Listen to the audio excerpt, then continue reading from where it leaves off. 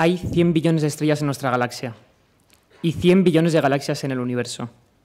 El Dios de lo visible creó un cosmos gigantesco, sobrecogedor, que nos pone en nuestro sitio sin más que alzar la vista a las estrellas. Yo no creo en ese Dios, pero entonces, ¿por qué tanta inmensidad? Por tu uña pasan cada segundo 100 billones de neutrinos. El Dios de lo invisible creó esas partículas minúsculas, pedacitos de casi nada. Si el Dios de lo invisible no los hubiese creado, no existiría este universo. Yo no creo en ese Dios, pero entonces, ¿por qué tanta sutilidad? En tu cerebro hay 100 billones de neuronas que lo convierten en la máquina más prodigiosa del mundo. Una máquina que es capaz de percibir la belleza de una rosa y de una ecuación matemática. El Dios de lo complejo creó esa máquina que percibe el universo y se asombra ante lo visible y lo invisible.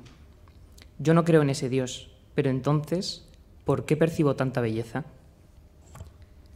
Con esta cita del físico Juan José Gómez Cadenas, que nos acompañó el año pasado en el Happening, os damos la bienvenida al acto de física enmarcado en el contexto del Happening 2024, con título Convivir, no coexistir.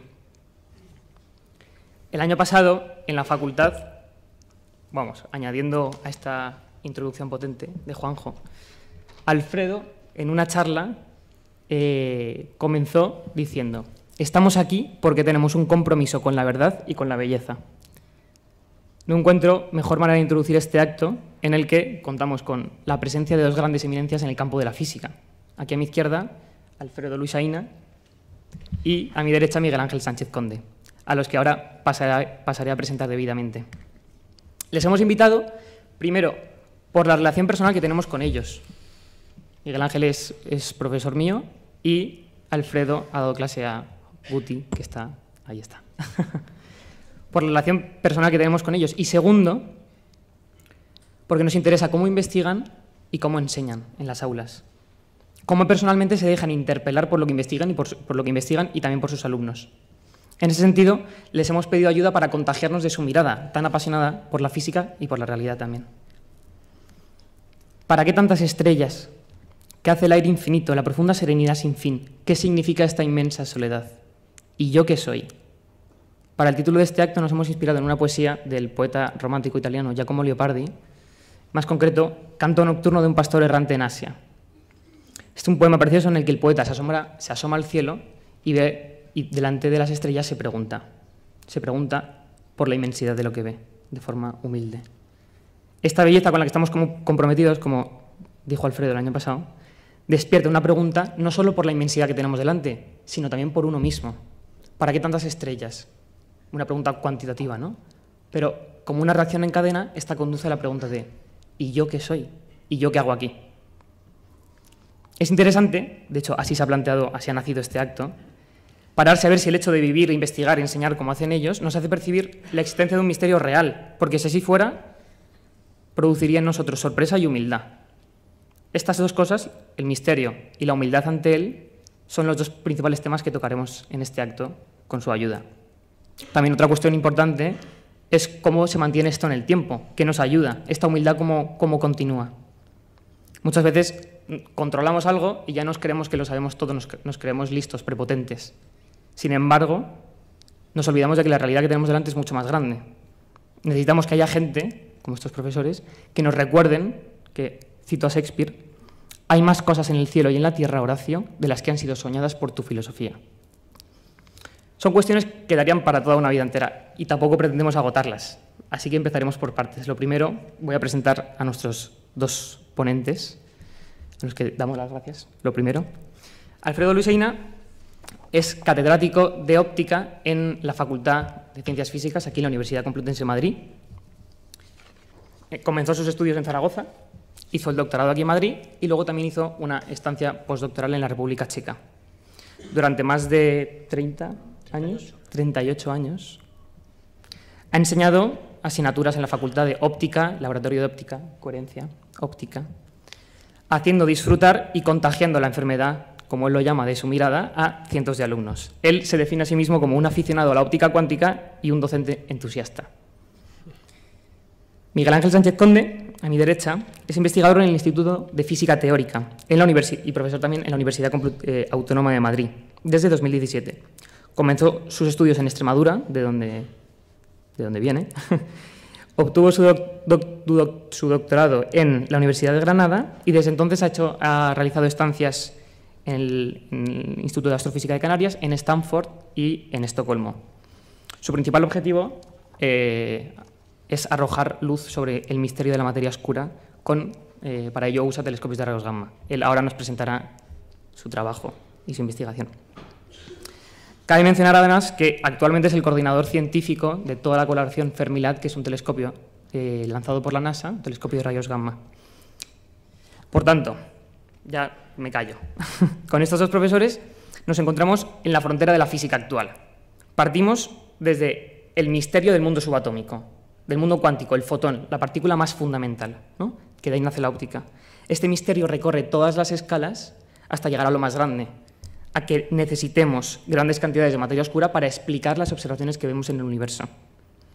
Entonces, nada, ahora para que se den a conocer, les hemos lanzado algunas preguntas que durante 10 minutos cada uno irán contestando.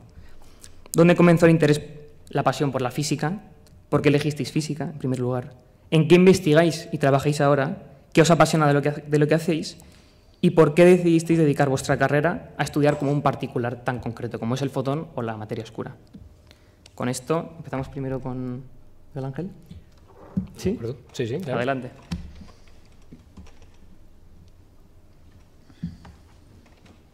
Hola, probando. Hola, hola.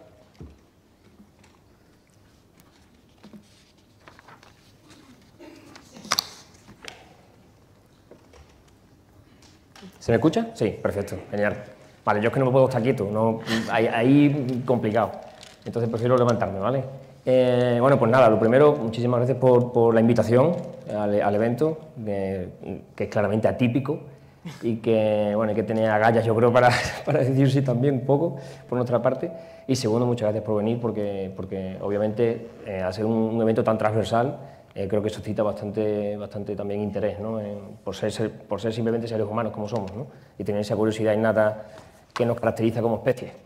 Y de eso va esta hora. Entonces, bueno, tengo 10 minutillos, os voy a contar un poquito el tipo de cosas que hago y por qué efectivamente estoy aquí, intentando un poco responder las preguntas que me ha lanzado nuestro querido moderador, aquí Fernando.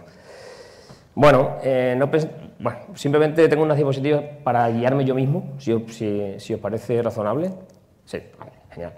Bueno, creo casi que es obligatorio empezar por algo de este estilo para, de nuevo, recordarnos por qué estamos aquí ahora mismo, todos los que estamos aquí, las 150 o 200 personas que estamos aquí y otros tantos ahí fuera. Creo que es una ilustración que ilustra, da la redundancia, perfectamente nuestro ansia de conocimiento, nuestro afán por realmente entender lo que ocurre ahí fuera. Y bueno, simplemente yo, casi que quién soy yo, pues sería esta persona de aquí, que vestido con ropajes antiguos, no contento con descubrir todo lo que hay en su mundo, llega a la frontera del mundo conocido y no contento con eso, se asoma incluso más allá para intentar desentrañar, ¿no?, el engranaje que gobierna el universo, ¿no?, que lo rige todo, ¿no? Eso es el ser humano, ese soy yo, ese sois todos vosotros, tal cual. Por eso estamos aquí, justamente. Bueno, obviamente lo que decía, no es para nada algo nuevo, ¿no? Es inherente en nuestra especie y de eso va todo. Sin embargo, yo creo que hemos hecho algunos progresos últimamente, en los últimos cientos de años, en particular las últimas decenas de años.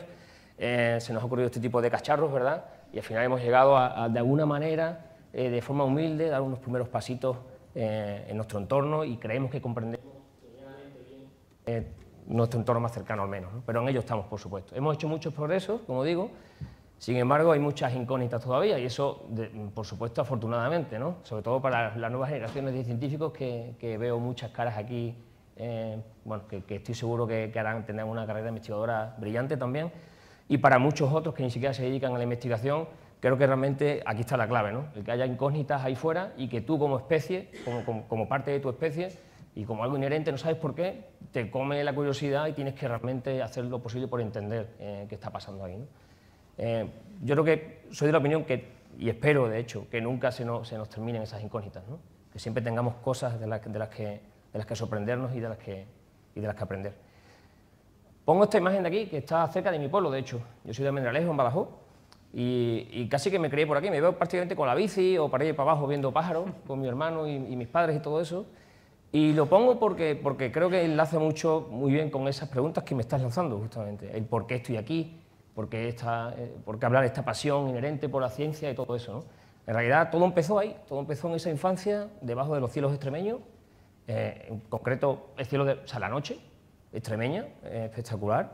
Y bueno, pues yo con mi pequeño, primero con los ojos, primero con mis padres y mis hermanos, admirando cada domingo que íbamos al campo las estrellas, luego poco a poco, prismático, telescopio, y mira dónde estoy, ¿vale? Tal cual. Y eso todo empezó justamente, las raíces de todo eso, de toda esa pasión, en realidad se la debo mucho a mi Extremadura natal también, y a mi familia y a mis amigos, por supuesto. Y bueno, lo que me define como Miguel Ángel Sánchez Conde y no como ese hombre de los ropajes. Cada uno tiene su historia también, ¿no?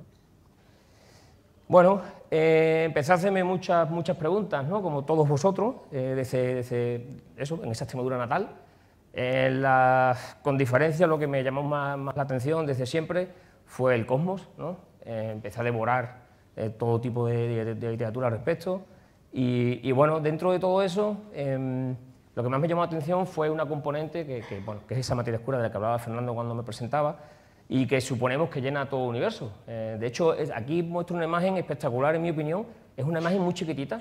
Es como si ponemos bueno, esto es básicamente el telescopio Hubble, ¿vale? El telescopio espacial Hubble, mirando a un punto completamente aleatorio del cielo, y un punto tan pequeñito como una pelota de tenis, siempre pongo ese ejemplo, una pelota de tenis de 100 metros. ¿Vale? Una pelota de tenis de 100 metros, el ángulo que sostiene esa pelota de tenis de 100 metros, eso es lo que estáis viendo en esta imagen, ¿vale? El telescopio Hubble. Cada puntito aquí no son estrellas, son galaxias. Cada una de ellas tiene típicamente el orden de 100.000 millones de estrellas. De 100.000 millones a 1 billón de estrellas, ¿vale? Y aquí hay, solamente en esta imagen, miles de millones de galaxias. Tenemos miles de millones catalogadas ya. Sin embargo, todo eso es solamente la punta del iceberg. De acuerdo a nuestro conocimiento acerca de ese universo y de cómo se mueve, la dinámica y cinemática de los componentes de ese universo, parece ser que todo esto solamente compone en torno al 15-20% de la materia total. El resto de la materia no visible es lo que conocemos como materia oscura, ¿vale? Y como digo, la materia visible es solamente todo esto que veis aquí de miles de millones de estrellas, planetas, etcétera, galaxias y tal, solamente compone una pequeña fracción de todo ello. Es imposible no bajar la cabeza con humildad y ponerse a estudiar un poco al respecto, por lo menos para mí, y por eso empecé a meterme en todo ello, ¿no? Primeras evidencias observacionales de todo esto, pues hace ya casi 100 años, un astrónomo muy famoso, Franz Zwicky, de su época, en los años 30, y otro astrónomo también muy famoso, Jan Oort, un holandés, también en los mismos años más o menos, año 32, fijaos aquí, año 33 aquí, pero estudiando cosas muy diferentes. Franz Zwicky estaba estudiando escalas radicalmente diferentes, de hecho estos son cúmulos de galaxias, o sea, cada punto aquí de nuevo no son estrellas, son galaxias, ¿vale? Y bueno, estaba estudiando cómo se movían esas galaxias, ese enjambre de abejas en torno a un centro común, un centro de gravedad común, ¿vale?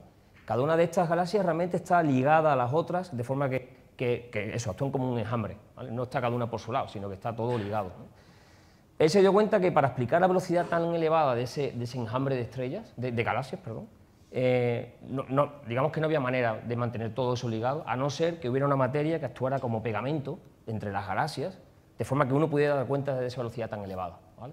Es decir, efectivamente, es como si tú giras algo muy rápido, una galaxia, o cualquier objeto que pueda estirarse de alguna manera. Si lo giras muy rápido, al final puede desmenuzarse, ¿verdad? Entonces, él no entendía cómo este cúmulo de galaxias podía seguir siendo uno en sí mismo, si la velocidad o sea, si la luz de esas galaxias era lo único que se tenía ahí. Hacía falta más materia, digamos, ¿vale? Como digo, que actuara de pegamento para que aquello no se desmembrase a las escalas típicas del universo, ¿no? Bueno, y él empezó a llamarlo materia oscura, todo esto. Lo mismo le pasó a Jan Oort, al bueno de Jan Oort, pero él estaba realmente con otras historias, a una escala radicalmente diferente, mirando estrellas en la vecindad solar.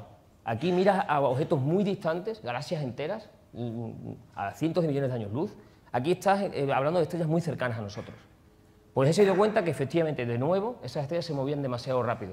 Si tuvieran esa velocidad desde siempre, la galaxia no existiría como tal, se hubiera desmembrado también hacía tiempo, ¿vale? Hacía falta meter de nuevo un tipo de materia que no era visible, que no se veía, que no estaba en forma de estrellas y que actuara como pegamento para mantener aquello unido. Entonces, bueno, en dos escalas diferentes, mediante métodos completamente distintos, empezaron a pensar estas dos personas y como ellos toda la comunidad digamos, en un único tipo de materia que no se veía, invisible, y que empezaron a llamar materia oscura.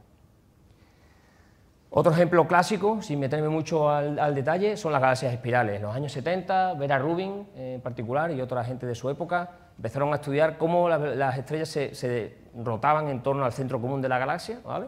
Aquí simplemente es el tipo de gráfica que veis, es velocidad frente a distancia al centro de la galaxia, y lo que empezaron a ver es que los datos te daban una medida tal que no coincidía con lo que uno esperaba de la predicción newtoniana, de Newton, de la gravedad de Newton típica, ¿vale? Es decir, si todo lo que ves es lo que hay, deberías tener este tipo de curva. Sin embargo, lo que medían era algo radicalmente diferente. Había velocidades mucho más elevadas que lo esperado para un radio dado, ¿vale? De nuevo, tenías que meter un tipo adicional de materia invisible en ese objeto para tener todo pegado, para actuar como pegamento y que diera cuenta de esas velocidades tan elevadas, ¿vale? Todo cuadraba, digamos, ¿vale? Actualmente hay muchísimas evidencias observacionales para respaldar este tipo de materia, ¿vale? Materia oscura, como le llamamos, ¿no?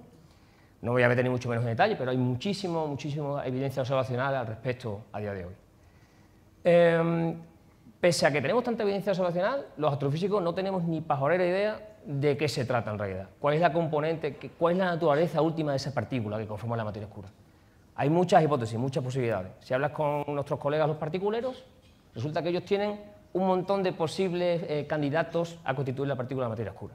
En particular hay uno que le llaman Weakly Interactive Massive Particle, de sus siglas en inglés, el WIMP, que bueno, reúne los requisitos, digamos, que los astrofísicos necesitamos para dar cuenta de esa dinámica, de todo eso que os he contado previamente en el universo, ¿verdad? Es decir, que, por poner en contexto, los físicos de partículas, intentando explicar lo más pequeñito, llegan a requerir de un tipo de partícula para explicar sus observaciones, digamos, sus medidas, que casualmente, ¿vale?, casa muy bien con lo que yo, como cosmólogo, como astrofísico, necesito para explicar la dinámica de los objetos ahí arriba, esa materia oscura. Pinta muy bien. Por eso, todo el esfuerzo, o gran parte del esfuerzo actual en la búsqueda de materia oscura, de esa componente, de esa naturaleza de la materia oscura última, se centra mucho en el WIMP. El WIMP tiene una propiedad muy curiosa y es que es su propia antipartícula, de manera que cuando se encuentran, se aniquilan, ¿vale? Y producen partículas, otro tipo de partículas, entre ellos también fotones, y en concreto rayos gamma. Y aquí entra el juego, aquí entra el astrofísico, ¿vale? También produce antimateria, si lo veis por ahí, neutrinos, ¿vale? Bueno, los rayos gamma, digamos que tenemos mucha más sensibilidad a ese tipo de mensajero, de partículas, que al resto, ¿vale? Y bueno, pues muchos astrofísicos interesados en la materia oscura, en búsqueda de esa materia oscura, de ese WIMP que puede conformar la materia oscura, se han metido por ahí, a la astronomía de altas energías, a los rayos gamma, entre ellos yo.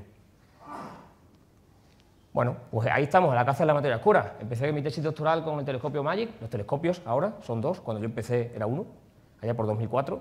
Esto está en la isla de La Palma, son los mayores telescopios de su tipo en el mundo, ¿vale? Y está fundamentalmente liderado por españoles. Tenemos también el satélite Fermi en órbita, con diferencia el instrumento que ha revolucionado toda la astrofísica de rayos gamma en los últimos 15 años, lleva 15 años ahí en órbita, de NASA, es una misión de $1.000 millones. Y bueno, los principales partners son estos que veis aquí, pero hay una cierta contribución española en forma de ciencia. Y en particular, como decía Fernando, pues yo ahora mismo me encargo de coordinar toda la ciencia que se hace con el telescopio. En toda la colaboración, son como unas 500 personas, son fundamentalmente americanos, franceses, italianos, etc. Bueno, así pinta el cielo de rayos gamma actualmente, ¿vale? Sin entrar en muchos detalles, lo único que quiero decir aquí es que estamos haciendo astrofísica de rayos gamma a partir de este tipo de observaciones, ¿vale? Hemos mirado por todos sitios, por arriba y por abajo, buscando esa aniquilación de WIMPs que dan lugar a rayos gamma, ¿verdad? Hemos mirado tanto al centro galáctico como a otras galaxias cercanas o galaxias enanas, otro tipo de objetos que no vienen ahora mismo mucho al caso, pero que hemos buscado por todos sitios, ¿vale?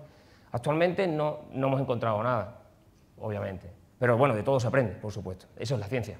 Tienes una teoría, tú crees que ese WIMP tiene esa propiedad, bien, yo pongo mi telescopio, que no encuentro lo que tú decías que debía estar ahí, tacho tu teoría, siguiente, y así, y la que sobrevive realmente es la que al final, con suerte, nos creeremos más, ¿vale? El futuro, estamos muy metidos en mi grupo en el Cherenkov Telescope Array, que estará en Canarias también, y hay muchos otros grupos españoles. Esto es una contribución muy buena, muy gorda española, de unos 50 millones de euros, y estamos realmente liderando mucho el cacharreo de la ciencia que se va a hacer con CTA en el futuro. Y nada, lo último que quería comentar un poco de mi grupo y del tipo de cosas que yo hago son estas simulaciones cosmológicas, que básicamente se trata de reproducir todo el universo en el ordenador, ¿vale? E interpretar esos resultados. ¿Por qué es tan relevante para nosotros? Pues porque no solamente queremos apuntar telescopios ahí arriba para buscar aniquilaciones de WIMPs, es decir, señal de materia oscura, sino que además queremos saber dónde apuntar, ¿vale? Como no se ve, tenemos un problema. Lo que hacemos son simulaciones cosmológicas de forma que nos guíen de alguna manera en nuestra búsqueda, ¿verdad? Para conocer básicamente la distribución de esta materia oscura en el universo. Aquí, por ejemplo, veis un pequeño vídeo acerca de ese tipo de simulaciones que os digo. Todo esto que veis aquí que brilla, en realidad no debería brillar, es materia oscura, ¿vale?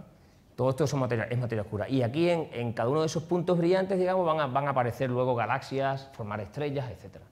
Bueno, pues esas simulaciones, de nuevo, nos permiten saber mejor cómo se distribuye esa materia oscura, cuánto se espera en tal sitio, en tal otro, y a partir de ahí apuntar nuestros telescopios. Termino con un poco lo que ha dicho Fernando. En realidad, toda esa vida académica, toda esa vida investigadora que os he dicho, en realidad, en paralelo, ha ido toda una vida personal, obviamente, como ser humano que soy, ¿verdad? Y la investigación, pues, muchas veces requiere ese tipo, lo que yo llamo el tour del científico, hasta llegar a Madrid hace unos añitos, ya finalmente, y bueno, sin perder de vista las raíces, por supuesto. Vale, hasta aquí, gracias.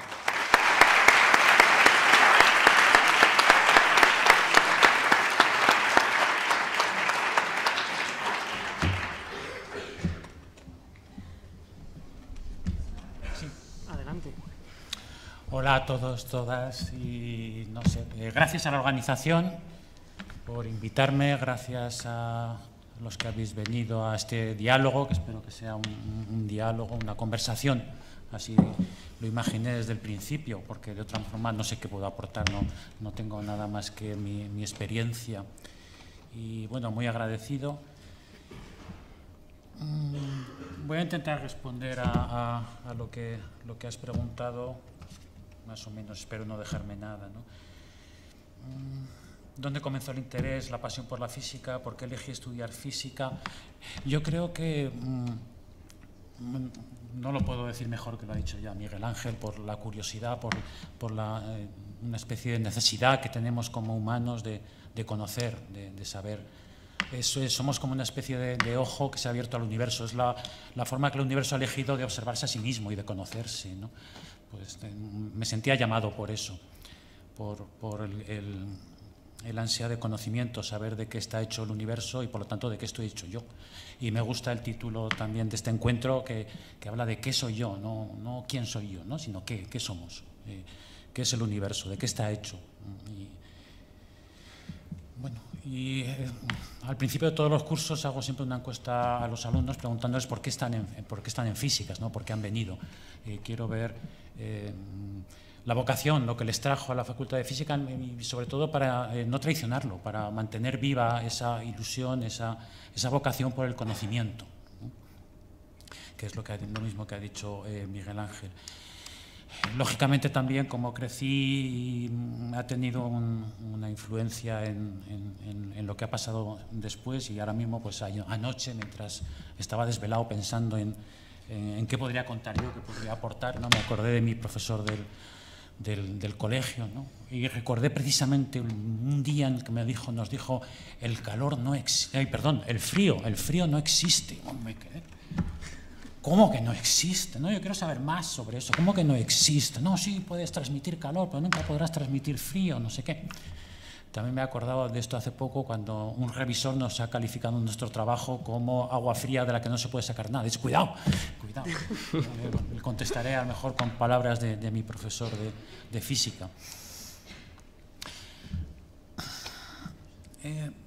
Hay otra cosa curiosa que quería comentar antes de comentar un poquito a lo que me dedico en óptica cuántica, y es una cosa yo creo que es interesante.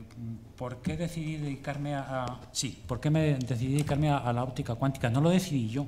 De alguna forma, como así todo, pero bueno, esto nos llevaría muy lejos, me eligió ella a mí, no sé para qué todavía, pero que no le ha aportado nada.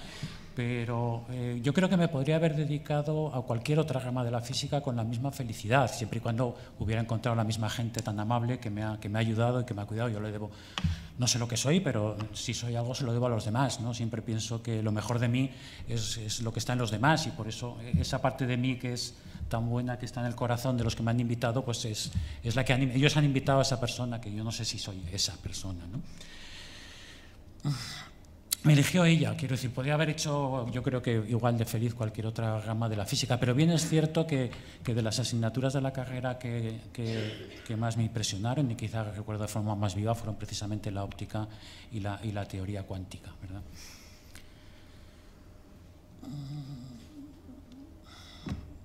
¿Qué me gusta de lo que hago? Lo que me gusta de lo que hago, también lo ha comentado Miguel Ángel, es estar en la frontera del conocimiento. No he venido creo que la parte más feliz de lo que hago no es saber cosas, sino ejercer, hacer física en una medida muy modesta, muy humilde, ¿no? Hacer cosas, estar en esa frontera, el pensar esto cómo se resolverá, en pensar que en el paso del tiempo, pues lo que ahora me preocupa, lo que ahora no sé o lo que ahora no sabemos, pues se sabrá. Esa tensión de lo desconocido que nos llama, y como decía también Miguel Ángel, que realmente siempre habrá preguntas. De hecho, yo creo que decía alguien que el conocimiento es una especie de esfera, ¿no?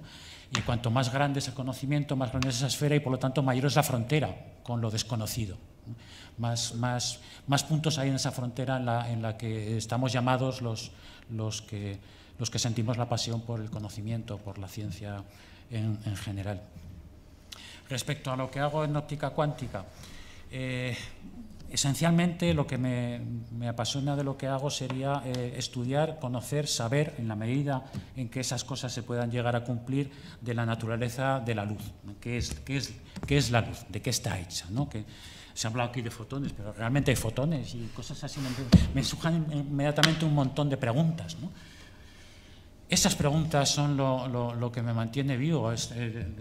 Leí ayer también en mis desvelos que las afirmaciones nos separan, pero las preguntas nos unen, ¿no? Quiero decir, la aventura del conocimiento es una aventura humana, del momento hasta que sepamos es solamente humana, y lo que más me llama, pues eso, es lo desconocido, es lo que no sé, todo lo que no sé, y es mucho. Es casi todo. Concretamente, dentro de la óptica, una temática que me ha llamado siempre mucho la atención es la coherencia. La coherencia, en términos, digamos, físicos, se parece mucho a lo que es la coherencia en términos humanos, ¿no? En el lenguaje cotidiano. Yo soy coherente si, basándoos en lo que yo diga aquí, podéis predecir lo que diré en otro sitio, ¿verdad? Aunque sea lo contrario, pero que, digamos, hay una conexión estadística, hay una conexión, una correlación entre lo que yo diga en un sitio y en otro sitio, lo que yo diga a una hora o lo que diga a otra hora. Es la capacidad de ser predecible. La coherencia vive en la aleatoriedad, en la estadística, en la probabilidad. La estadística es el arte, digamos, de sacar certezas de cosas inciertas, de datos parciales, de conocimiento parcial, que es el ambiente en el que vivimos continuamente, de conocimiento parcial, a partir del cual tenemos que tomar decisiones, a partir del cual tenemos que movernos. Eso me llamó mucho la atención de la estadística, ese jugar entre lo que sabemos y lo que no sabemos, el no estar ahí del todo apretado por verdades incontrovertibles. No, todo conocimiento es parcial, todo lo que sabemos es parcial, y a partir de ahí tenemos que salir adelante, con humildad, como hemos dicho que varias veces ya, yo os he dicho varias veces aquí, ¿no? Y de hecho, una formulación muy interesante de la estadística o de la probabilidad que me gusta mucho es aquella en la que la probabilidad no es el número de veces que ocurre un determinado evento, sino el grado de confianza, el grado de creencia que ponemos en lo que va a pasar. Y me remito, por ejemplo, a lo que puede ser la predicción meteorológica, ¿no? El meteorólogo, pues esta noche, cuando la gente vea el tiempo para la Semana Santa, dirá, pues la Semana Santa va a llover con una probabilidad del 80%. Eso no quiere decir que vamos a vivir 100 veces la Semana Santa y de esas 100 veces, 80 veces va a llover, sino que es, con lo que sabemos ahora, lo mejor que podemos decir. En ese sentido, podríamos decir que la probabilidad es desconocimiento. Es decir, tengo información parcial y por lo tanto pues tengo que manejarme con eso, qué es lo que puedo afirmar, con qué grado de credibilidad, con qué verdad. Pero resulta que en el universo parece que hay otra aleatoriedad que no es desconocimiento. No es que yo no sepa todas las variables que influyen en mi sistema y que van a determinar si va a llover o no en Semana Santa, sino que hay un tipo de aleatoriedad que se denomina objetiva, que es que no hay forma humana, ni no humana, de saber lo que va a pasar. Una aleatoriedad que no es desconocimiento, y eso es lo que se llama la teoría cuántica. Y ahí es donde me engancho ya con la óptica cuántica. ¿Cómo? Que yo venía aquí a estudiar para, se supone que si yo tengo la información completa de un sistema, puedo predecir con las leyes, con esas leyes inmutables escritas sobre mármoles o sobre bronces, lo que va a pasar después. Y digamos que mi misión era encontrar esas leyes que escribir en esos bronces, que determinen cómo es que, sabiéndolo todo de un sistema, sabiendo las leyes, sabiendo las condiciones iniciales, no pueda decir lo que va a pasar. Yo dije, yo no he venido a esto, a mí me habéis engañado, en física me podéis haber dicho el primer día esto y me hubiera dedicado a otra cosa, ¿no? Pues parece que eso existe, no lo sé. De nuevo apelo a que todo conocimiento es provisional. Esa es una cuestión, la acausalidad. Es decir, esto, ¿cómo es así? Es que de verdad que es para quitar el sueño. ¿Cómo que lo que va a ocurrir a continuación no hay nada que lo pueda predecir ni saber? Entonces, ¿esto de qué va? Y segundo hecho, que me tiene perplejo y es a lo que me dedico, de verdad, es que parece muy raro, siempre tengo dificultades en las asignaturas compartidas, porque normalmente la parte que da otro profesor suele ser algo que se entiende muy bien, que se puede tocar, un láser, un no sé qué, un interferómetro, bien, todo eso. Y yo vengo aquí, comienzo mis clases con ideas, os voy a hablar de ideas, de conceptos y tal. Por ejemplo, la coherencia es un concepto, no es ningún fenómeno, no lo puedes ver en ningún sitio, ¿de acuerdo? Y con un poco pues eso de interés, pues podemos ver que está detrás de casi todo, que la coherencia es lo que hace que la luz sea luz y que la física cuántica sea algo distinto de la física clásica, pero no lo puedo mostrar, no lo puedo agarrar. Y otra cosa que no puedo agarrar y que me tiene preocupado, y es a lo que intento dedicarme en investigación, sería a que la naturaleza parece que ha elegido ser aleatoria, pero no dejarse describir por distribuciones de probabilidad, que es que a mí me deja absolutamente frito, ¿de acuerdo? Pondría un ejemplo, de nuevo hablando del tiempo, ¿no? El meteorólogo me puede decir esta noche la probabilidad de que llueva el martes en Biescas, y me puede decir la probabilidad de que llueva el martes en Zaragoza, pero no me puede decir la probabilidad de que llueva en Biescas y en Zaragoza. ¿Cómo? Puedo hablar de las probabilidades por separado y no puedo hablar de la probabilidad conjunta. Eso, cuando eso pasa en la luz, lógicamente, que las variables aleatorias son otras, no es si lloverá o no lloverá, se llaman estados de luz no clásicos. Son estados de luz que están ahí, que funcionan así, que si yo le hago un par de preguntas, si lloverá en Biescas o si lloverá en Zaragoza, no responden. O peor, responde con probabilidades negativas. ¿Qué es eso? No lo sé. No creo que lo sepa nadie. Pero están allí. Y bueno, pues yo lo que me quede de luz interior, ¿no? Mientras esa máquina que has comentado, ¿no? Que me impresiona. Somos máquinas, pero yo diría que somos máquinas encarnadas. Estamos hechos de carne. Bueno, soy vegetariano, me gustaría que estuviéramos hechos a lo mejor de verduras, ¿no? Pero el conocimiento y el sentimiento van juntos, es que no nos podemos separar. La inteligencia artificial, pues a lo mejor tendrá sus cosas, no lo sé, pero nosotros somos máquinas encarnadas, ¿de acuerdo? Entonces, este pedazo de carne lo que pretenderá es dedicarse a estas cosas, no llegará a entenderlas nunca, pues pondrá a lo mejor inspirará a alguien, no lo sé. Pero dedicarme a esto, digamos, en ese sentido de buscar el conocimiento hasta que mi luz interna se extinga, ¿no? Y yo creo que no quería deciros nada más porque tampoco hay mucho más que contar, ¿no? Gracias.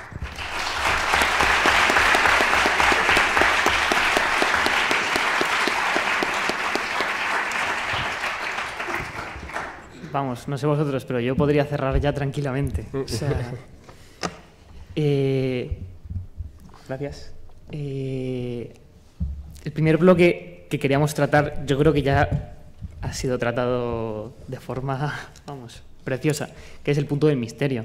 El misterio que encierra, ¿no? Ya, aquí hemos hablado ya de las probabilidades, ya, pero también en el universo. En ese sentido, teníamos una cita preciosa de Albert Einstein que decía que la más bella y profunda emoción que podemos probar es el sentimiento de misterio. Este punto de, como tú has dicho, ¿no? Que el conocimiento es una frontera. Has dicho tensión por lo desconocido que nos llama, que de alguna manera te sientes llamado a zambullirte en ese misterio. En él, en la experiencia de misterio, se encuentra la semilla de todo arte y de toda ciencia verdadera. El hombre, para el cual no resulta familiar el sentimiento del misterio, que ha perdido la facultad de maravillarse y humillarse, luego hablaremos de esto, ante la creación, es como un hombre muerto, o al menos ciego. En ese sentido, el primer bloque que habíamos preparado, las primeras preguntas, que si queréis podéis pasar por encima, pero si no pasamos al segundo bloque, porque ya habéis contado de forma directa en qué experimentáis este misterio, ¿no? Concretamente. No sé si os viene algún ejemplo donde en vuestra carrera investigadora, en algún momento concreto, os hayáis quedado, vamos, planchados. Que de repente la realidad da 1000 vueltas a lo que tenías en la cabeza. 1000 veces más grande. No sé si queréis entrar un poco en esto. O sea, hablas de una revolución, básicamente, porque eso ocurre en la carrera de científico, no ocurre tan a menudo. Pero sí es verdad que en campos, a lo mejor no en... La verdad es que me viene a la cabeza inevitablemente algo de partículas, de hecho, de física de partículas. Cuando se encendió, se dio el botón de encendido del LHC, ¿no? Y salió el bosón de Higgs allí, ¿no? Yo no sé vosotros, pero bueno, el que se acuerde, porque veo gente muy joven. Pero es que aquello fue, ¿sabes? Como, venga, vamos a construir la máquina más brutal que haya construido el ser humano como especie, la más compleja, la más ambiciosa como especie, buscando una partícula en concreto que predicen unas teorías que nos hemos inventado, nos hemos sacado a lo largo de los años, ¿no? Le hemos ido dando forma y tanta forma que al final nos lo hemos creído y todo, ¿vale? Montas la máquina, te gastas una fortuna, un esfuerzo sobrehumano entre naciones, etcétera, y resulta que enciendes la maquinita y está allí. Joder, es impresionante. O sea, bueno, ya te digo, a mí me viene eso porque para mí fue como una especie de triunfo dentro de la humildad que siento como parte de todo esto. Fue un triunfo brutal, ¿no? Y, madre mía, va a pasar que al final sabemos algo y todo, ¿no? Fue realmente impresionante, en mi opinión, ¿no?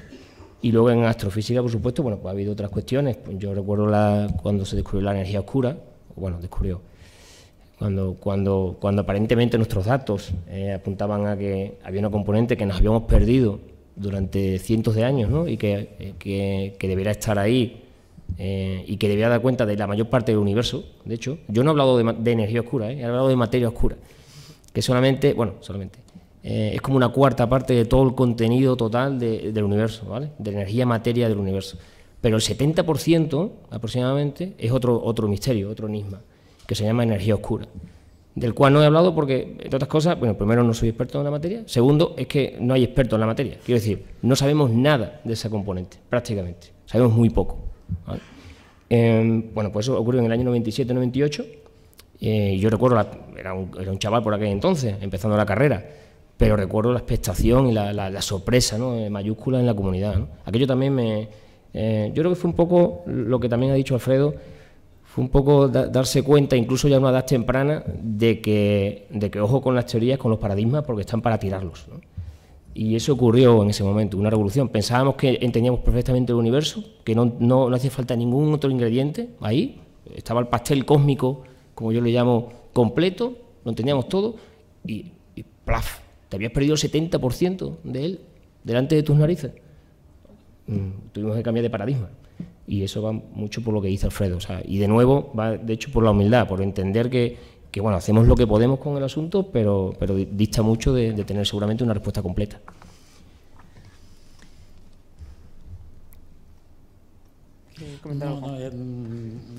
Mi experiencia, mi vida es más, no sé cómo decirlo. mi contacto con el misterio es cotidiano, o sea, no es necesariamente científico, estoy siempre, digamos, con un estado como de alucinación, de perplejidad, de absolutamente de que las cosas sean como son. Y, digamos, afortunadamente yo creo que varias veces al día se me resquebraja esa especie de corsé que nos pone la costumbre de vernos y reconocernos en el espejo y de qué normal que tengo 2 brazos, hombre, pues no, qué normal que soy un mamífero, hombre, pues no, joder, esto es muy extraño, esto es muy raro, ¿y por qué el universo? Pero algo cotidiano, ¿no? Algo cotidiano de sorpresa ante lo que es. Y de impotencia, de no poder, a lo mejor esa sensación de que nunca podré llegar a lo trascendente, que tengo herramientas, tengo palabras, pero las palabras no son las cosas. Y estoy encerrado en las palabras y nunca podré llegar a alcanzar las cosas. Creo que sorpresa y maravilla ante simplemente lo que es. Y lo poco que sabemos de lo que es.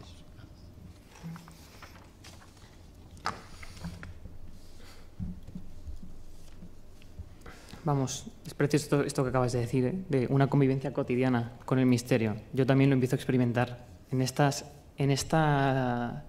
carrera, en la física, como en tantas otras. Te encuentras en la frontera de estar delante del misterio. Ahora, no siempre es evidente sorprendernos, no siempre es trivial.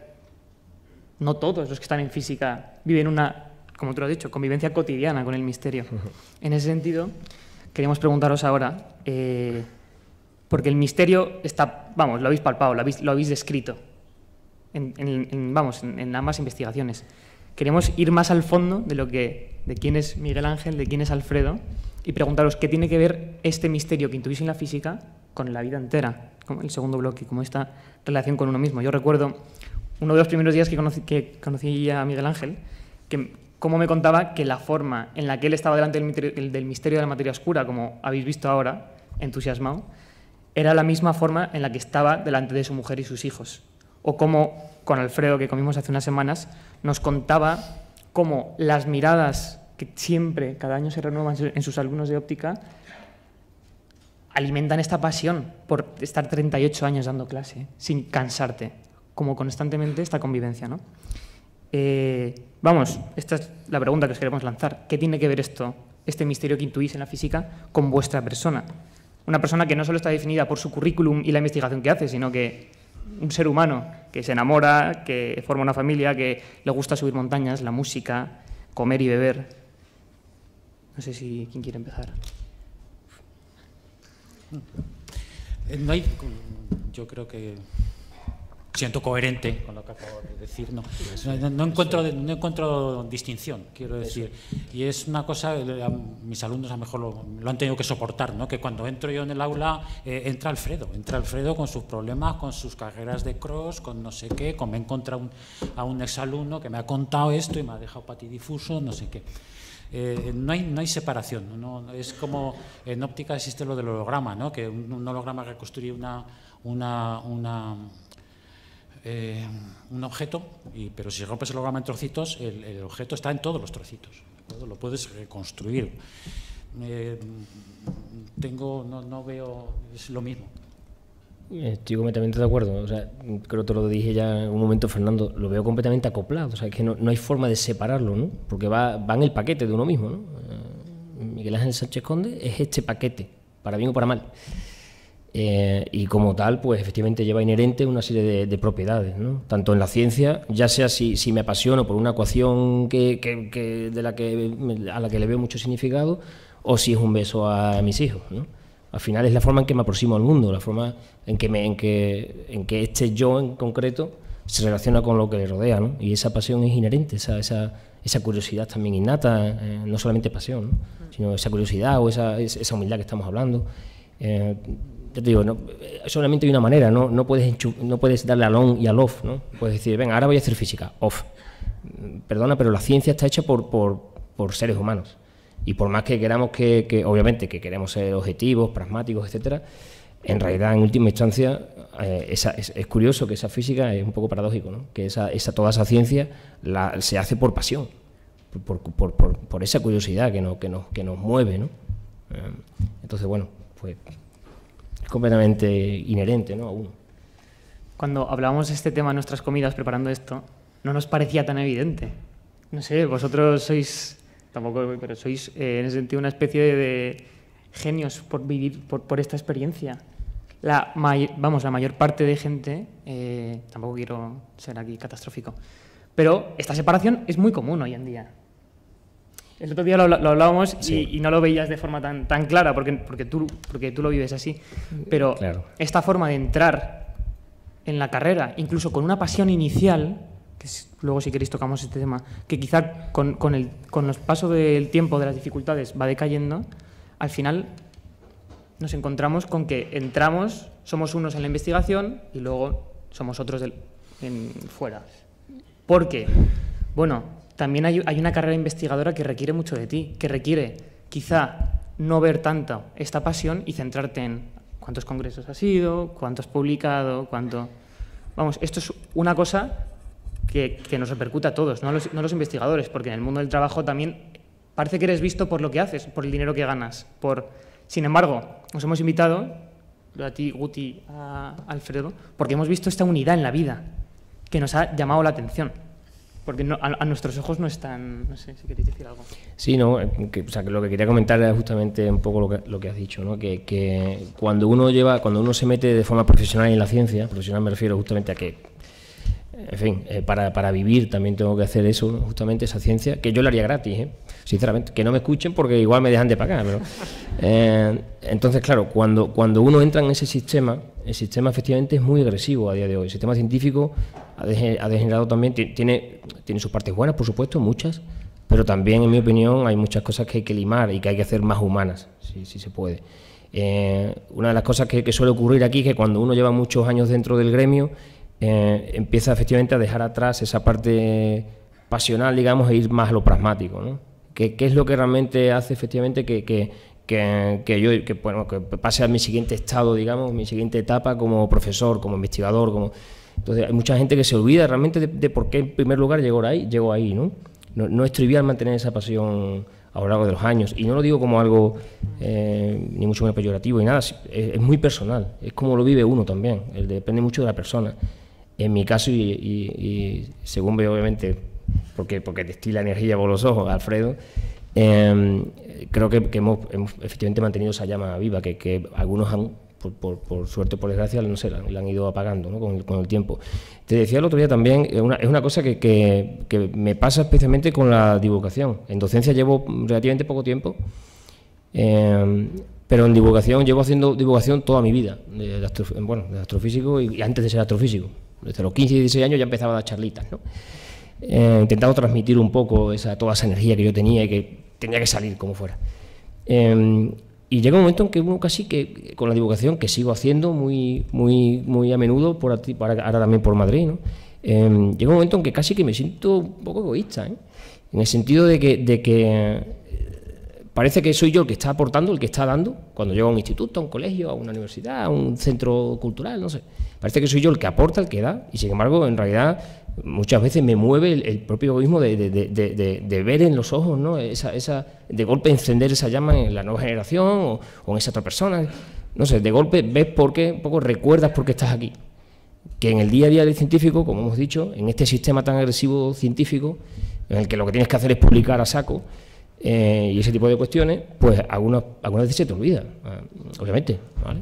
Entonces, casi que la divulgación es para mí un bálsamo en ese sentido, porque de golpe digo, espérate, por esto empecé, por esto, ¿no? Pues justamente cuando ves todas esas caras de asombro y de golpe ves que lo que te movió para llegar ahí, efectivamente, sigue moviéndote, ¿no? Te ves un poco reflejado en todo eso. Un poco lo que le pasa a Alfredo, me imagino, efectivamente, con los alumnos, ¿verdad?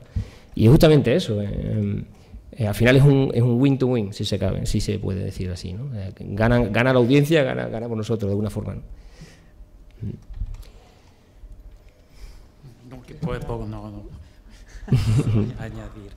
No puedo añadir nada de lo que ha dicho Miguel Ángel, está magníficamente bien expresado. El mundo académico, bueno, tampoco es...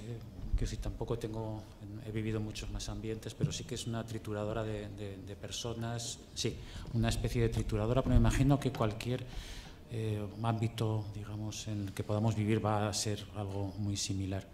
Y lo que él dice, quiero decir, que es muy valioso el encuentro entre personas, quiero decir, con los alumnos, con los compañeros de trabajo. Cuando uno encuentra algo interesante, cuando uno descubre algo que, pues eso, está un poquito más allá de la frontera del conocimiento, lo primero que hay que hacer es contarlo. Esto se lo tengo que contar a alguien, ¿no? Esto lo tengo que compartir, ¿no? Es una actividad humana, y por eso quiero decir, como profesores, yo no sé, estoy absolutamente agradecido a mis alumnos, ¿no? Quiero decir que me dan absolutamente la vida. Y digamos, no sé, lo único que podría decir es que cuando uno se siente atrapado por esa dinámica de conseguir resultados, de conseguir avances, currículum, etcétera, a mí lo que me ha venido bien es un cierto desapego propio del conocimiento, ¿no? Quiero decir, salirse un poquito fuera de donde estamos y contemplarlo todo como desde fuera, como si no estuviéramos involucrados en ello. Y de alguna forma pensar que los resultados no están en nuestra mano, que debemos desligarnos, que debemos no aferrarnos a los resultados. Debemos amar lo que hacemos, nos gusta lo que hacemos, estamos aquí vocacionalmente y el resultado no está en nuestras manos, pero sí que está en nuestras manos el querer, el disfrutar con lo que hacemos desde ya. No poner la felicidad en el futuro. Es decir, cuando consiga un grupo, cuando consiga un artículo, cuando tenga tal, entonces seré feliz. No, tienes que ser feliz ya, porque ese proceso de postergar la felicidad o postergar la satisfacción con lo que haces es ir a la ruina. Tienes que ser feliz ya, ahora mismo, y independientemente de los resultados, porque, entre otras cosas, no están en tu mano, están en mano del universo, y nuestras manos son muy pequeñitas, podemos hacer muy pocas cosas, pero por lo menos lo podemos hacer con amor, lo podemos hacer con pasión y con felicidad ya ahora mismo. Aunque progrese en la academia, aunque tenga éxito, aunque no tenga éxito, pues mira, pues no tendré éxito, pero he sido feliz, ¿no? Esto que dices ahora, vamos, pone de manifiesto una sencillez y una humildad grande, por el hecho de que tienes claro por qué estás donde estás, no por el resultado, sino por lo que te ha movido en un origen, ¿no? Que es lo que dices que te recuerdan los alumnos. Para ir terminando, al menos, luego habrá un turno de preguntas. Vamos, ya ha salido casi todo lo que hemos hablado en nuestras conversaciones, ¿no? Sobre todo ha quedado claro la sorpresa en cómo están ellos delante de los alumnos y de lo que investigan, y a la vez este punto que, si nos paramos a mirar seriamente, emerge siempre que profundizamos en algo, que es el punto de que no conoces, no llegas a conocer en profundidad, y por tanto la reacción más razonable es esta humildad de la que hablabas, ¿no? De salir, contemplar todo de fuera y decir, hay más cosas, más allá de lo que pienso controlar, ¿no? En ese sentido, ya habéis dado algunas pinceladas. No sé si queréis decir algo más. Vamos, esta ya es vuestra perspectiva sobre esta humildad en la que tantas veces, por diversas circunstancias, parece decaer esta humildad, esta sorpresa parece diluirse, que nos ayuda. Vamos, estamos aquí todos, os veo las caras, y digo, nos interesa ayudarnos en lo que hacemos, en el trabajo, en el estudio. Decía antes, no lo mencionó, tenía una cita por aquí, de Dante Alighieri, que dice que el estudio es la actitud de un hombre enamorado. Deseamos estar enamorados en ese sentido, volver a caer en esta sorpresa, en esta humildad. En ese sentido, ¿cómo puede esto perdurar y crecer cada día? ¿Cómo mantener esta postura? Lo primero que me viene a la cabeza con este tipo de cuestiones es también, y que enlaza mucho con lo último que hemos hablado, en mi opinión siempre he visto siempre he visto, en mi experiencia personal con el entorno y con la comunidad, he percibido una fina línea de diferencia entre la humildad y la vanidad, de hecho. Y creo que es muy personal también, un poco, el que uno caiga de una parte o de la otra, ¿no? Quiero pensar que estoy de la parte que quiero estar, Pero sí que un error muy común, justamente por eso enlaza con lo anterior, un error muy común es que como el sistema va sobre acreditaciones, publicaciones, etcétera, cuando uno empieza a llenar todo eso de manera exitosa, lo típico es que has olvidado tu origen, has olvidado el porqué, esa vocación, esa pasión, esa llama, esa curiosidad, ese hombre vestido con ropaje de la Edad Media en la frontera del mundo conocido. Has olvidado eso y te has centrado en lo banal, en lo que va y viene, en los papeles. Pero claro, tú ya estás centrado en eso, ya has olvidado todo lo anterior. Entonces, ahora caes y te crees que puesto que has hecho todos los checks habidos y por haber en tu acreditación y publicaciones, etcétera, de golpe te crees alguien, ¿no?, en ese sistema. Y bueno, y te sientes vanidoso. Crees que de golpe controlas el sistema y eres más que otros, ¿no? Que no tienen todos esos checks. En mi opinión, craso error, obviamente, ¿no? O sea, porque al final, si todo va en primera instancia de esa vocación, esa curiosidad innata por el universo que nos rodea, más te vale no perder de vista justamente eso, no perder de vista ese contexto. Y en ese contexto, como decía Alfredo ahora mismo, las manos son tan pequeñitas, ¿dónde vamos? Hay que sentirse humilde justamente delante de esa naturaleza, ¿no? Y eso es un poco la reflexión principal que yo tengo en cuanto a humildad y vanidad. De verdad que creo que hay una fina línea que incluso uno puede cruzar varias veces en su vida, en la misma persona incluso, ¿no? Entonces, bueno, lo dejo ahí y a lo mejor seguramente Alfredo también tenga su propia percepción. Totalmente de acuerdo también, y lo he contemplado en el mundo académico, esa especie de tergiversación de cambiarse los términos. Respecto a la humildad, bueno, dos cosas, dos puntos de vista. Vuelvo a referirme al título, al qué soy yo, no al quién soy. Yo tengo el problema de quién soy, tengo un problema enorme con eso, no me reconozco. Yo creo que se ha hablado aquí hace poco o se ha mencionado la palabra persona. Persona yo creo que viene del griego máscara o algo así, ¿no? Que es una construcción que plantamos hacia los demás, ¿no? Somos una especie de capas de cebolla hechas de muchas capas, tenemos muchas personas, tenemos muchas identidades internas. Y en particular es una experiencia, de nuevo, la idea de inteligencias encarnadas, es una experiencia que tengo muy dentro. Me pongo ahora estoy muy nervioso, no sé si me nota, pero estoy nerviosísimo. Y también estoy nerviosísimo, pues eso, después de tantos años, todos esos años dando clase, de que, o sea, el primer día que estoy como loco, o sea, lo paso muy mal. Estoy nerviosísimo, hasta el momento, primero, que veo a la gente, nos cruzamos las miradas, reconozco a las personas, a mis alumnos, yo me reconozco, no sé qué, y empiezo a hablar. Y en cuanto abro la boca, yo ya soy espectador. Quiero decir, yo no soy el que habla. Quiero decir, yo soy un mero instrumento de compartir cosas, porque por mí hablen los libros que he leído, y ya no estoy allí.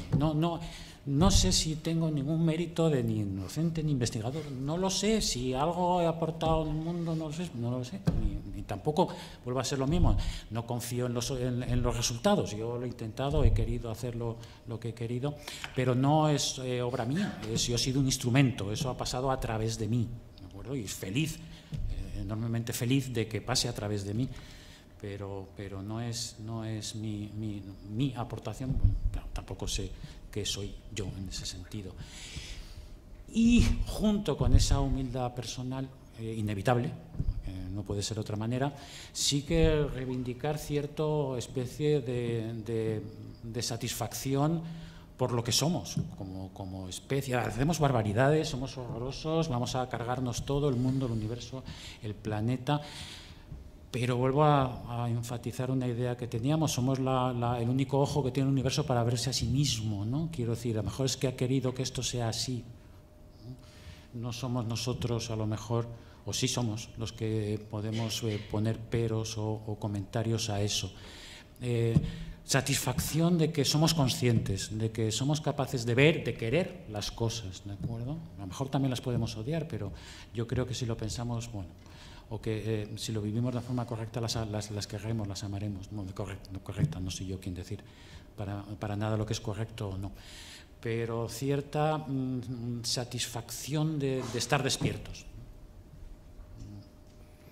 Nos ha tocado eso. No sé si es para bien o para mal, a lo mejor no hay bien ni mal, ¿no? Simplemente es lo que es, ¿no? Gracias. Yo luego diré algo sobre todas estas joyas que están saliendo. Ahora, brevemente, por aprovechar también y daros el espacio a vosotros, habría espacio para un par de preguntas, si alguien quiere. Ahí.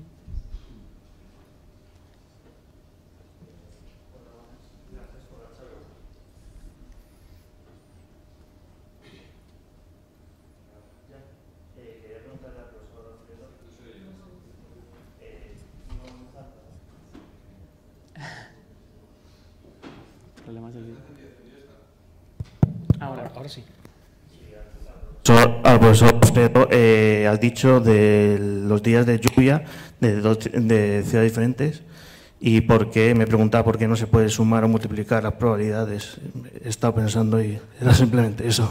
Sí, no sé, es que es terrible, quiero decir, no sé contarlo sin que... Ya soy calvo, pero si no se me pondrían los pelos de punta y los tendría así tiesos, ¿no? Quiero decir, digamos, lo que se dice o lo que, bueno, pues yo acabo o llego a entender de todo esto, o lo que dicen los sabios y los que saben más que yo, es que hablan de cosas que no existen. Quiero decir, hay una frase de Niels Bohr, que un padre de la mecánica cuántica, decía que la realidad está hecha de cosas que son irreales, que no existen. Lo que la teoría cuántica viene a decir, o en su versión actual, o lo que opina la mayor parte de la gente, o lo que dice la mayor parte de la gente, es que esos dos sucesos no se puede hablar de ellos a la vez. No existen. Existen por separado o pueden existir por separado. Podemos predicar o predecir algo por separado, pero en cuanto están juntos, como que si su realidad se escamoteara. No lo puedo escribir estadísticamente y por eso la matemática o el lenguaje matemático de la teoría cuántica están enrevesado. Uno tiene que inventarse, o se inventaron el espacio de Hilbert o algo así, para manejarse aleatoriedades que no pueden describirse con probabilidades, en el cual la estadística común no se puede utilizar. Y por eso hablaba de las probabilidades negativas. Es como, no encaja, quiero decir, no puedo meter la aleatoriedad cuántica en una descripción como la que estábamos acostumbrados hasta ahora. Y eso pone en tela de juicio la realidad última de las cosas, así de claro, ¿no? Es horrible, quiero decir.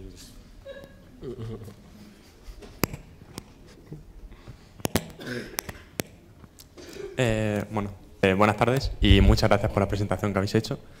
Y mi pregunta va dirigida a Miguel Ángel sobre, un poco específica, no va en el tema del misterio, que también, sino, ha hablado de los WIMPs, o creo que se dice así, ¿no? Sí. De las partículas de interacción débil, que es su propia antipartícula, pero sin embargo, ¿por qué se considera una acción viable si no vemos antipartículas en el universo normalmente? Porque se destruyen con su propia partícula. ¿Por qué no se han destruido toda la materia oscura y solo quedan rayos gamma y neutrinos, como ponía la desintegración?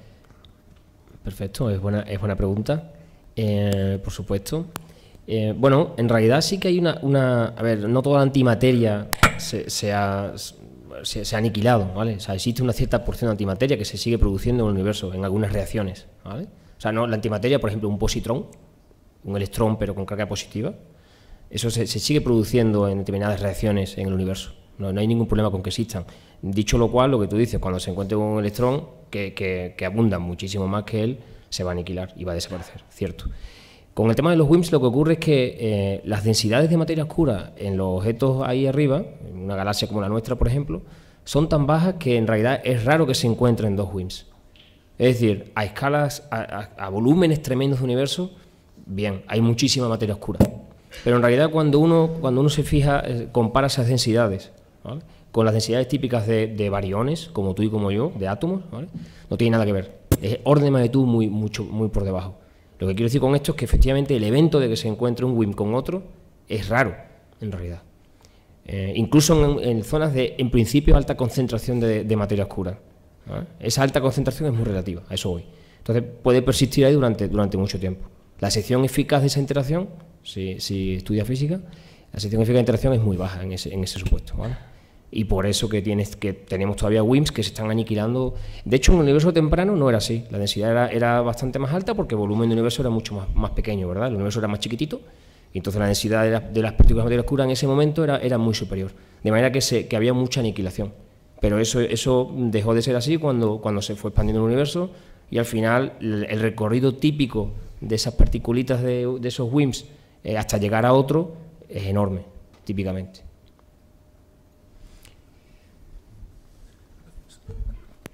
Hola, buenas tardes y muchas gracias por compartir vuestra experiencia. Yo me he quedado sobre todo con la parte del misterio y de la curiosidad y del vivir en la curiosidad y quería preguntaros en qué medida pensáis que esa curiosidad os ha venido dada innata, por así decirlo, y en qué medida la habéis ejercitado alimentándola día a día. Y en el caso de que esta segunda parte sea una medida significativa, contar un poco qué cosas específicas creéis que habéis hecho para alimentar esa curiosidad. Gracias.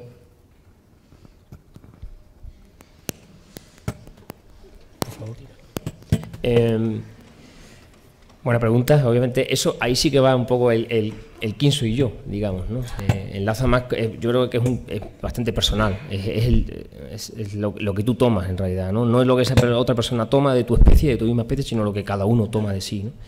Yo creo que el entorno tiene mucho que ver, obviamente. En mi caso, en fin, de nuevo entramos en temas personales, obviamente, pero en mi caso, por ejemplo, en mi familia no había, o sea, una familia humilde, sin mucha instrucción, pero con una curiosidad tremenda por lo que le rodeaba. Imagínate, en la España profunda, ¿vale? Mirando el cielo simplemente, pero con tus padres y tus hermanos haciéndose un montón de preguntas igual que tú. Llega un momento en que además que lo veo, lo puedo ver todavía, vamos, veo perfectamente la imagen, con las butacas típicas en el campo, mirando para arriba y todos hablando de lo que había arriba y yo preguntando, bombardeando a mi padre constantemente con preguntas, ¿no? Hasta que llegó un día en que mi padre no supo responderme. Y digo, esto no puede ser. Obviamente, esto no puede ser. Y mi padre, no te preocupes que mañana lo buscamos. Bueno, pues aquí estamos, ¿no? Eso justamente son momentos muy personales en la historia de cada uno, esa historia de curiosidad, digamos, de búsqueda de la felicidad, si se quiere también, esa felicidad que te reporta el conocimiento. Esa historia personal efectivamente está marcada de ciertos momentos, yo creo que es bastante clave, y por supuesto también la cotidianidad inherente de cada uno, que hablaba Alfredo. Miras al espejo y dices, ¿cómo es posible? Y no deja de maravillarse, ¿no? ¿Cómo se ejercita? Si es que lo llevamos dentro, o sea, yo diría lo contrario, ¿cómo no se ejercita? Me resulta realmente sorprendente el pasar como una ameba por el mundo, ¿no? sin realmente preguntarte lo que está ocurriendo a tu alrededor, sin ser consciente, o al menos querer ser consciente justamente de todas esas aristas, ¿no? de la realidad y de nuestro conocimiento, nuestras limitaciones. No sé, lo raro sería justamente no ejercitarlo. Magnífica pregunta, maravillosa, pero no sé si tengo respuesta. No puedo añadir apenas nada a lo que ha dicho Miguel Ángel. También en mi caso, pues seguro hay combinación de lo que fue mi familia. También en mi caso, mi familia no tenían estudios, vivían en el pueblo, pura economía de supervivencia, pero sí que había esa sensación de curiosidad por las cosas, por el mundo. Y respecto a lo que hacer, ojalá supiera cómo se hace, cómo se despierta la curiosidad y la pasión continuamente, y coincido con es insuperable lo que ha dicho Miguel Ángel. Casi lo mejor es no impedirla. Quiero decir, a lo mejor lo que nos ciega es otra cosa, y simplemente pues tenemos que liberarnos de algunas de esas capas de la cebolla, ¿no? Que no nos deja ser o desarrollar la curiosidad que es natural, como todos hemos experimentado pues desde niños, ¿no? El querer saber. Buenas tardes. Primero, muchísimas gracias por este evento. Tenía dos preguntas, una técnica y otra un poco más filosófica. La técnica es,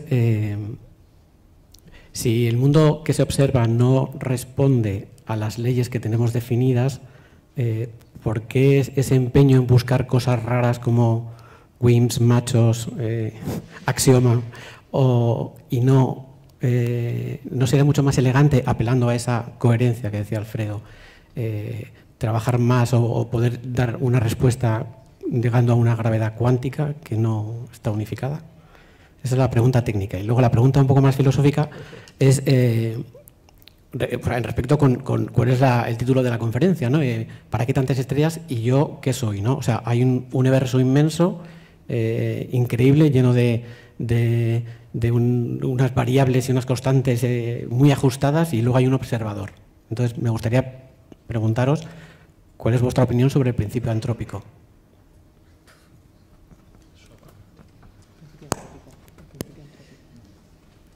Bueno, sobre la técnica tal vez, ¿no? Por alusión yo creo un poco. Por supuesto, yo obviamente no me cerraría ni mucho menos a otras posibles teorías que explicaran el universo y en particular ese 25% de componente que atribuimos a la materia oscura a otro tipo de fenomenología o de teorías incluso que dieran cuenta de ello, ¿no? Unas opciones, efectivamente tú las has mencionado, teorías de gravedad modificada, por ejemplo. En mi opinión, sin embargo, lo que ocurre ahí es un poco el tema de navaja de Ockham, ¿no? Uno quiere, al menos el físico, está tentado a escribir a pensar en unas leyes que queremos creer, yo diría, que sean universales, ¿no?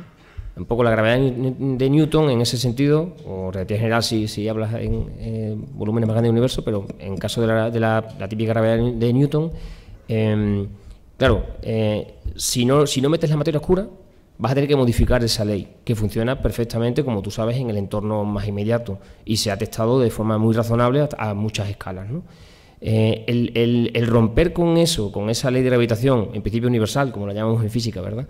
Y salir con otra ley radicalmente diferente, no hace sino complicar incluso más las cosas. Te digo cómo está el estado actual, por ejemplo, de la gravedad modificada. Ellos ahora mismo necesitan para dar cuenta de toda la casuística a diferentes escalas, desde cúmulos de galaxias hasta los más pequeñitos, hasta el sistema solar.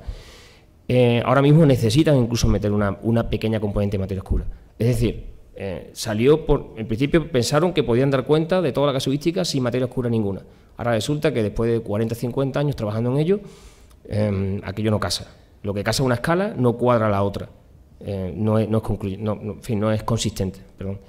Y por tanto al final estás complicando. En navaja de Ockham, digamos que yo no me caso con nada, sinceramente, aunque me gusta el paradigma cosmológico que tenemos en la actualidad, porque es el más robusto aparentemente, el que da más cuenta de más fenómenos, pero hombre, sinceramente, ese tipo de teorías ahora mismo o están muy poco desarrolladas o es realmente complicar más todavía las cosas, ¿no? Pregunta filosófica, igual se lo dejo un poco a Alfredo y ahora ya vuelvo yo. No, yo creo que con lo que no puedo añadir nada, no puedo ir tan lejos. La pregunta filosófica era... el principio antrópico. Es que es su campo. De hecho, escribí un artículo cuando era un chavalillo sobre ese tema. El principio antrópico, básicamente, para aquellos que no están muy metidos en el asunto, es mirarte al espejo, ver que tienes efectivamente 2 piernas y 2 brazos y decir, claro, es que no hay otra, es que si no estaría delante de este espejo con 2 piernas y 2 brazos. Es decir, hemos llegado aquí, ¿por qué estoy aquí? ¿Por qué el ser humano es un mamífero, etcétera, etcétera, etcétera? Porque han pasado, por ejemplo, el caso típico, prototípico que se pone en astrofísica es ¿por qué ahora? ¿Por qué la humanidad tiene este pico de conocimiento, etcétera, esta evolución? Nos ha llegado ahora a 13.700 millones de años después del Big Bang y no solamente 1.000 millones de años después del Big Bang, ¿vale? ¿Por qué ahora? Bueno, por el principio antrópico te diría, pues porque has necesitado un montón de tiempo para formar las primeras estrellas por gravedad, a que aquello evolucionara, que las primeras estrellas que no tenían elementos pesados explosionaran en forma de supernovas y por tanto vertieran el contenido, contaminaran su entorno con elementos más pesados como el carbono. Y luego ya pues empieza uno a tener planetas rocosos y necesitas tiempo para que la vida se desarrolle, bla, bla, bla, hasta 13.700 millones de años después del Big Bang, que es cuando estamos aquí ahora. Eso un poco es lo que te dice el principio antrópico, ¿no? Es decir, las cosas son así, porque si no estaríamos aquí hablando de que sean así, ¿vale? El principio antrópico débil, como se le llama, que es básicamente esto que estoy diciendo, no llevado al extremo, me parece bastante razonable. No puedes tener, por ejemplo, inteligencia a 100 años después del Big Bang. Inteligencia al menos no como la conocemos, ¿verdad? El principio antrópico fuerte, que básicamente algunos intentan ejercer para guiar teorías o predicciones, etcétera, me parece demasiado acusado, porque siempre vas a tener un scatter, una dispersión, muy grande en los fenómenos de la naturaleza, en el universo. Es decir, sí, 13.700 millones de años desde el Big Bang hasta nosotros, pero bien podría haber sido 3.000 millones de años después y haber formado inteligencia. Incluso puede haber habido miles de civilizaciones antes que nosotros, ¿no? O las habrá también. Es decir, principio antrópico hasta cierto punto en ese sentido. Pero bueno, hasta el punto razonable yo creo que es natural, ¿no? Es normal. Pues vamos, un buen melón que hemos abierto a última hora. Tenemos que ir cerrando. Vamos, gracias infinitas. También las preguntas tan interesantes. Por cerrar, podría decir 1000 cosas. Es imposible abarcar todo lo que han dicho, ¿no? Vamos, yo estoy muy agradecido. Sobre todo, el punto a la hora de responder cómo vivir esta unidad, esta humildad en la vida, cómo habéis hecho alusión. Por un lado, tú has hablado como de lo que te devuelve ver esa mirada brillante, ¿no?, en la divulgación, o como tú has hablado de los alumnos, o cuando has dicho que lo mejor de mí mismo está en los demás. Es como una necesidad inherente a compartir. Vamos, a mí me parece envidiable esta postura con la que vivís, por eso os hemos traído para ayudarnos a vivir así todos. Y, de hecho, tiene todo que ver con el título del happening que hemos preparado para estos días, ¿no? Convivir, no coexistir. Has dicho, no puedo pensar que la gente va como amebas por la vida, ¿no? O sea, este punto de que no podemos ir sin más nos hace convivir. No simplemente estamos aquí como especie. No, convivir. O sea, de hecho en un momento lo he perdido por ahí, pero has dicho, creo, Alfredo, que compartimos las preguntas y por eso, vamos, esto crea esa convivencia. Recordaba una cita de Alberto Magno, patrón de los estudiantes de las ciencias naturales, de hecho, que define la universidad, vamos, me parece bastante pertinente para estas jornadas del happening, la universidad como la búsqueda de la verdad en la dulzura de la compañía. Me parece precioso porque es justamente lo que acabamos de esbozar, vamos, a grandes rasgos. Y os doy las gracias a los dos, a todos vosotros por venir. Un placer. Os aviso, antes ya de que cerremos, ahora, en media hora, está el siguiente acto sobre la Escuela de Salamanca y tenemos 2 exposiciones permanentes en el edificio de la Casa del Estudiante, una sobre la amistad y otra sobre el reto de la energía. Os invito a pasaros por ahí. Mañana también tendremos 3 actos, no os voy a decir para que no os olvidéis, pero están en el programa. Muchas gracias. Muchísimas gracias.